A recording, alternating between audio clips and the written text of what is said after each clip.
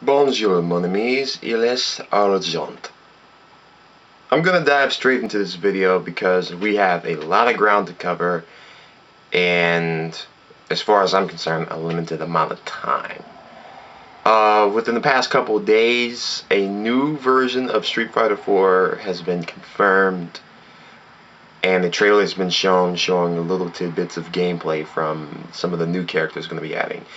Here are the things that we know that exactly we'll be getting. We'll be getting 5 new characters, one of which has not been revealed. The other four are Poison, Hugo, Relento, and Elena from Street Fighter 3. So then this means that we now is going to be the first game where all of the iconic Final Fight characters will be playable. Of course, Roxy, we already know that probably will be the colored palette swap of Poison. But no, and then they're supposed to be adding stages from Cross Tekken. What's funny is that these were the two things about Cross Tekken that I would have, been willing to put up with all the bullshit with for these characters, and they did have some nice stages. But now I don't have to put up with buying that shitty game, and I guess Capcom seems to think so too. So that's a good thing. They said that from the gameplay we saw, development process is still heavily underway. The game balance choices. They're also supposed to be making game balance choices to all the characters based upon fan feedback. And they showed some gameplay of how these changes work and what they look like. And then others, they kind of just had a list of things, change logs and whatnot. Um, they said that the point of this version was to make everybody better and to reduce the gap between low and high tier. And to me, that last sentence I just said, to me, tier should not really be apparent.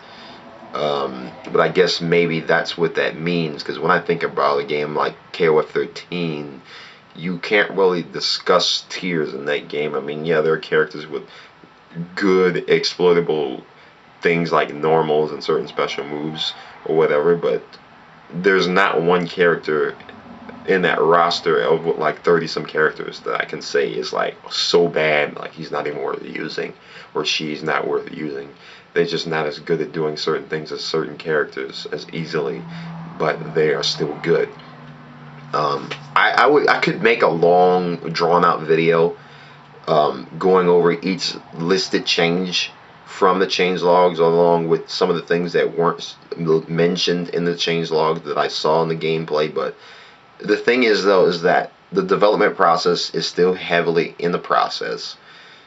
They're supposed to be having location tests, and these changes are not set in stone. So there's no point to discuss what we don't know will exactly be the case for the final version, and the game won't be released until like early next year. So we have a long ways to go before we can start talking. But they also said they were supposed to be having new gameplay modes. I hope that it's not just 2 modes or whatever, and even if so, I hope that they're worth it. Um, I hope that they bring back World Tour mode from Alpha 3. A lot of people are saying that, oh, I wish that Championship mode would come back from the original vanilla Street Fighter 4, which, if you remember, was a free downloadable update. The way that mode played out in particular, it was basically ranked match, but you couldn't lose your rank, and you were divided up into all these pools. It was interesting how it was set up, but in my opinion, there was almost no point for that to be there, because it gets boring after a while. I just wish that maybe whenever you play ranked matches, that whenever your points go up and down or whatever, that sound effects occur or something. Because I mean, like, it kind of takes away from the gameplay type of feel, and it's supposed to be an arcade edition of it. It takes away from the arcade feel. And I remember watching a lot of high level play of matches from arcade edition, if they were playing it from the arcade cabinet, and every time the match is over or it begins, like, there's so much shit on screen to look at from the versus screen. Like, they got way more title and icons than we do that we'll never get. And whenever the match is in, like, all these things pop up, like little signs here and there. You got all these sound effects that gain money, that gain any points, challenges, and all of that. It's all in kanji. I don't even know what I'm looking at, but it's way more particularly interesting than what we see at the end of each match from the console version, which is pretty much about the same of what we've been seeing from the beginning of the iteration of these Street Fighter 4 games.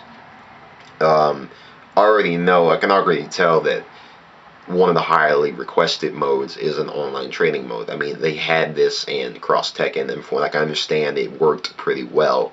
In Tekken Tag 2, I think that it worked even better. Um, a lot of people were requesting that. I don't particularly care for the mode, but I mean, if it can be done and you're going to do it anyway, it's a win-win situation. There's no point for you to deny what people, what people want.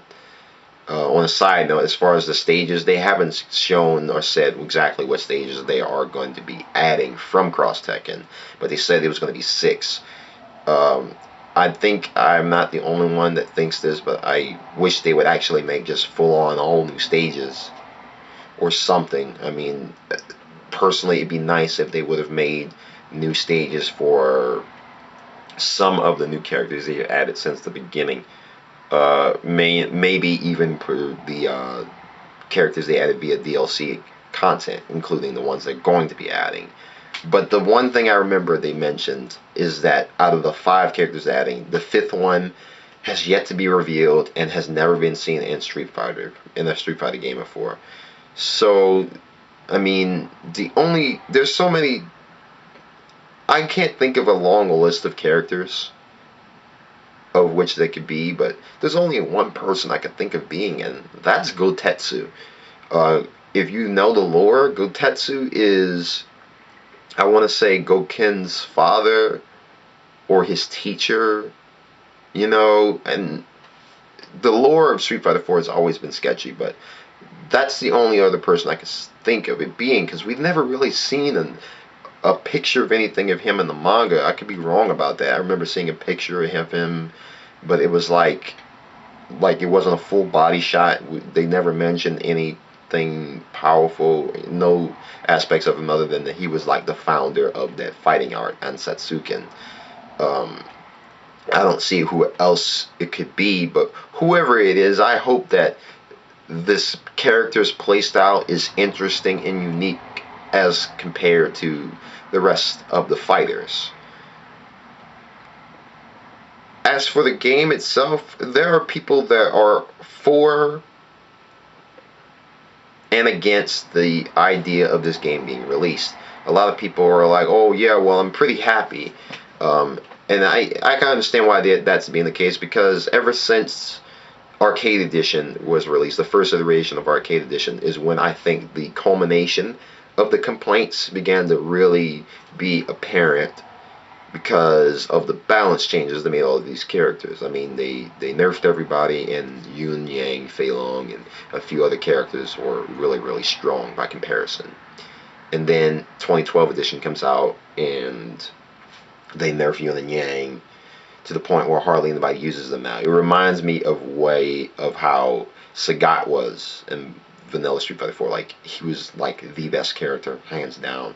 And then he nerfed him to hell in Super. And I mean, he's still a good character, but nobody uses him. Same with Yoon. He's been nerfed quite a bit, but he's still good. Compared to Yang, I think he's way better. I still enjoy using Yang a bit more, but he's not a main character. He's a mess around character for me.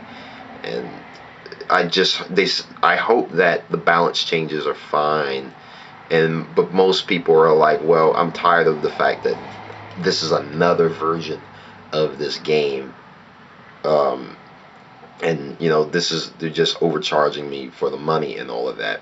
And I can understand that. Like, if I were to be a big fan of Call of Duty, uh, yeah, I would be particularly mad about that. But at the same time, Call of Duty is one of those game iteration series that does this all the time. They always have the full game, and then a few months pass by, and then they're releasing map pack after map pack after map pack, and they keep doing it because people keep buying it. and people still bitch and moan about the map packs. They still bitch and moan about the basic elements of every Call of Duty game, and yet people still keep buying them. I don't get it. Me personally, I like Street Fighter 4 enough to want to buy it. I mean, I would probably just buy the digital release of it. They said the pre-order bonus of it would be getting all of the DLC costumes. Well, no, you get all the DLC costumes if you buy the retail version, and pre-order of it was you to get the Udon, the comic, the artist studio Udon. They are making costumes for the characters, and that would be a pre-order bonus, and that's nice. But I hope that whatever else they plan on adding that they have not discussed yet is well worth the wait. And, I might make a follow-up video, maybe discussing the changes, but like I said before, none of these changes are exact, so it's kind of hard to say for certain that I will be making one unless some of these are 100% confirmed. Otherwise, I see no point to do so. So, until then, argent au revoir. Merci, mon amis.